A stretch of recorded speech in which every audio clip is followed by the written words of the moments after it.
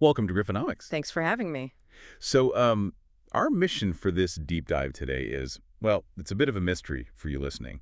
We're looking at how a company can completely transform its identity to solve, like, the absolute biggest hardware bottleneck in the AI boom, only to get severely punished by the market. Yeah, punished is an understatement. I mean, we're talking about a massive stock plunge. Exactly. Imagine inventing the exact technology the AI revolution is desperate for, hitting record-breaking profits, carrying zero debt, and then boom, watching your stock plunge 17% in a single day. It's wild. It really is. So we're pulling this apart for you using a huge stack of sources today. We've got Q4 2025 earnings call transcripts, their SEC 10K filings, a few technical panel discussions, and the most recent financial analyst notes regarding Rambus Inc.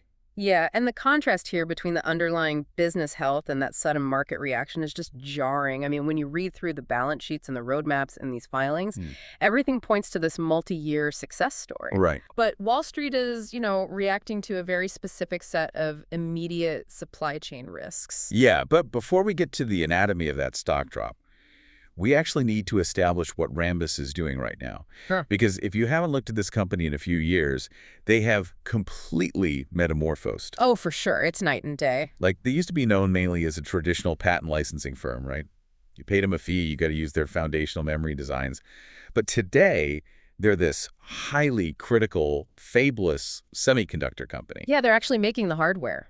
Okay, let's unpack this. They've gone from just being the toll booth operators holding the patents to actually paving the silicon highways themselves. That's a great way to put it. And their 2025 revenue breakdown illustrates that transition perfectly. They essentially run a dual stack model now. Which means what exactly? Well, their largest segment, which is 49% of their revenue, is now product revenue. So physical hardware. They design memory interface chips, specifically registering clock drivers or RCDs, and power management ICs. PMIC. Right, PMICs, which go directly onto the DDR5 and LPDDR5 memory modules inside these massive servers. Okay, hold on. Let's slow down the acronyms for a second so we don't lose the thread. Registering clock drivers. What is that actually doing on the physical server board? Think of the RCD as like a traffic conductor standing between the central processor and the memory banks. As data gets faster, the electrical signals naturally get really noisy. They degrade. So the RCD takes the processor's command, cleans up the signal, amplifies it, and ensures it hits all the memory chips at the exact same microsecond. Wow. Yeah, without it, high-speed server memory just fundamentally fails. Got it. So they're building the critical infrastructure right next to the processor, Yeah. but they do still have their legacy business, right? They do, yeah. And it's basically the financial engine for this entire transition. Their royalties segment makes up 40% of their revenue. It's their legacy cash generator. That's pure profit, basically. Almost, yeah. High margin patent licensing to virtually everyone in the memory space. And then finally, their silicon IP segment sits at about 11%. Which covers what? That's where they provide interface and security intellectual property for custom AI chips. Like, they recently debuted their HBM4 memory controller IP, which it facilitates a staggering 4.1 terabytes per second of data throughput. Wow, 4.1 terabytes. Yeah, per second. It also includes their PCIe 7.0 IP. It's incredibly high-end stuff for AI accelerators. Having that royalty business churning out cash in the background seems almost like an unfair advantage. Oh, absolutely. Because designing physical chips at the cutting edge of physics is notoriously expensive. But Rambus essentially has this built-in 100% margin venture capital wing funding their pivot into physical hardware. It's just a masterful piece of capital allocation. Taking those software-like margins and aggressively deploying them into the heavy R&D, you need to be a fabless chip designer. Which, by the way, brings us to the core reason they're doing this. The bottleneck. Exactly. They are targeting a massive physics problem in AI data centers known as the memory wall. Right. I see this memory wall mentioned constantly in the technical panels. Yeah. For you listening, what actually happens when an AI data center hits this wall? Well, to understand it, look at how a processor handles data. Inside the processor, you have SRAM, static random access memory. Think of it like a chef's cutting board. Okay, I like that analogy. It's tiny, but it's right in front of the chef. Instant access. But AI models have grown so massive that they simply can't fit on the cutting board anymore. So they need a bigger kitchen. Sort of. They have to constantly fetch data from the external memory, which is the DRAM. Think of DRAM like the restaurant's walk-in fridge. It holds vastly more stuff, but it takes time to walk over, open the door, and carry the ingredients back. And because AI processors have gotten so unbelievably fast recently, the chef is chopping ingredients faster than the staff can run to the fridge. Precisely. The SRAM is failing to scale, placing this immense pressure on the DRAM. If the data doesn't travel fast enough, the processor just sits idle. Just waiting. Yeah, and in a billion-dollar data center, having thousands of GPUs sitting idle is totally catastrophic to your bottom line. Here's where it gets really interesting. Rambus is attacking this specific bottleneck with a new architecture called MRDIMM, multiplex rank DIMM. Yep. And the sources say this technology doubles memory bandwidth, pushing speeds from 8.8 to 12.8 gigatransfers per second. It's a massive jump. But they're doing this without requiring the hyperscalers to change their existing server footprint. I'm stuck on the physics here. Is this like turning a single-lane road into a double-decker highway without widening the street? How do they double the data? What's fascinating here is the mechanism behind that multiplexing. You can't just cram more wires into the motherboard, right? The real estate isn't totally maxed out. Right. Instead, Rambus uses complex logic chips placed directly on the memory module itself to combine two parallel ranks of standard DRAM. Oh, I see. Yeah, they took the data output from both banks, buffer it temporarily, and interleave it or multiplex it into one ultra-dense, ultra-high-speed stream back to the CPU. So they're taking two standard pipes of water, funneling them into a pressurized chamber, and shooting it out of a single fire hose into the processor. That is exactly the physical reality of it. And from a business perspective, the implications are just staggering, because choreographing that data requires vastly more physical hardware. How much more? Rambus increases their chip content by 3 to 4 times per module. Wait, really? Yeah, they're adding up to 10 new data buffering chips to every single MRDIMM. Wow. So they aren't just selling a slightly more expensive chip, they are multiplying the sheer volume of chips they sell per server. Exactly. And the sources point out this MRDIMM architecture is timed to ramp massively in late 2026 and 2027, alongside new Intel and AMD processors. Right. The entire industry is coordinating this leap. The processors are ready, and Rambus is providing the memory bandwidth required to actually use them. Okay, let's talk about what this means in actual dollars, because adding 10 new chips to every module sounds like a cash printer. Is this showing up in their bank account yet? Oh, absolutely. Looking at their FY 2025 review in the SEC filings, they hit a record $707.6 million in total consolidated revenue, which is up 27% year over year. And their product revenue alone surged 41%. That's insane. Plus, they generated a record $360 million in operating cash flow, up 56%.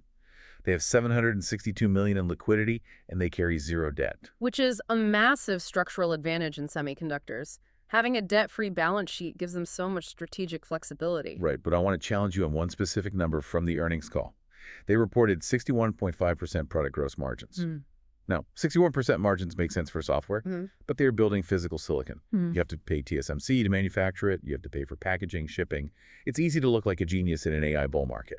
Are these margins actually sustainable now that they are building physical chips, or is this just a temporary tech bubble effect? I get why you'd ask that, because the margin is startling for hardware, but the mechanics support it. That 61.5% margin perfectly aligns with their long-term target of 60% to 65%. It's intentional. Completely. It demonstrates rigorous pricing discipline, not just accidental bubble profits.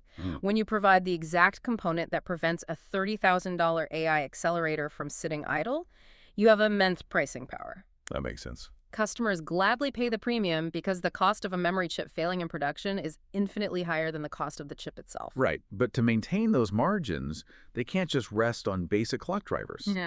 And the filings show they're expanding into what they call companion chips, which grew to double-digit revenue contribution by early 2026. Yep, the PMICs and the serial presence detect, or SPD, hubs. Which brings us back to the PMICs. Why does a memory module need its own power manager? Because data center racks are hitting megawatt power levels now.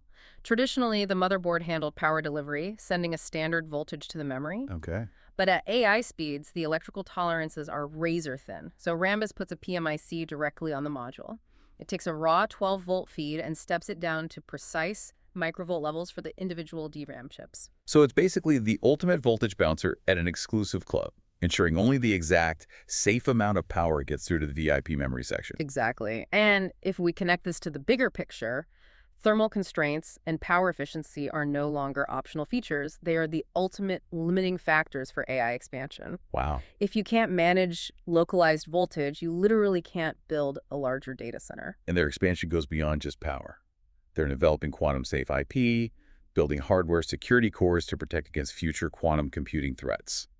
Which feels almost like science fiction. It's extreme future-proofing.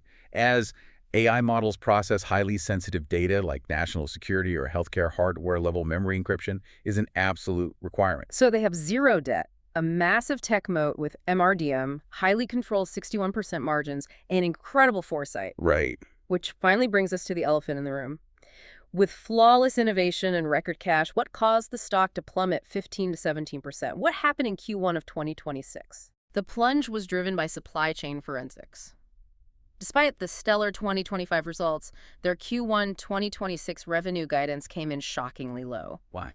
Management revealed an OSAT disruption.